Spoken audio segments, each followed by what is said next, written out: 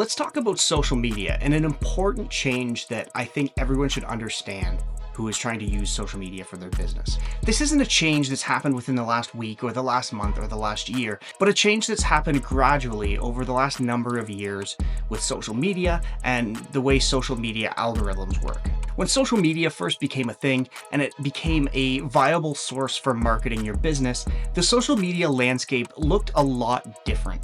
Back then, you'd have to spend a lot of time gathering followers on your accounts. And essentially what would happen is you'd gather followers, and once they followed your page or your account, they would start to see your content, and pretty well every piece of content that you put out, they would see.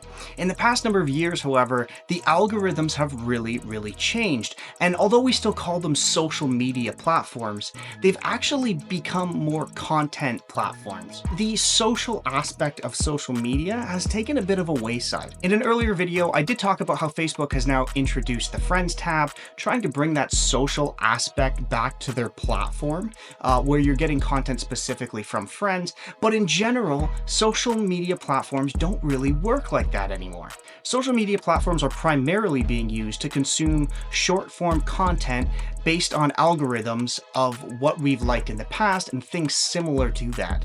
Which means that you actually see less content from the people you follow and more content from other accounts and other content creators that the algorithm thinks you might be interested in. So why is this important for the way that we market our small businesses on social media? Well, for starters, it changes the game a little bit. Your followers aren't necessarily going to see every piece of content that you put out unless they're actively engaging with that content. So that means just because you have followers doesn't mean they're going to see everything.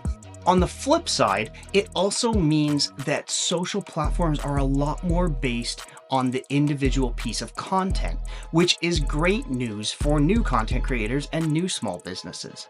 Gone are the days of spending years building up follower accounts just so you can get a decent number of people to see what you're putting on the platform. Content now performs more based on the merit of that individual piece of content, which means that you could have a brand new account, a brand new business or personal account, and if you create a really great piece of content, it has the potential to go viral. The number of followers on your account aren't going to stop that, so it gives you great opportunity to compete with massive brands that have been established for a long period of time. So it's important to keep both of these sides of the equation in mind. Just because your brand account may have been around for a long time doesn't necessarily mean that the content is just naturally going to perform well. You still need to have great content. So this is just something that I think is important to keep in mind when you're marketing your small business on social media. Just understanding that these platforms have changed quite a bit. The individual piece of content matters. Your follower count is not as important as it used to be. And really, the individual piece of content is what really makes all the difference. This also ties into what I call the overuse of AI.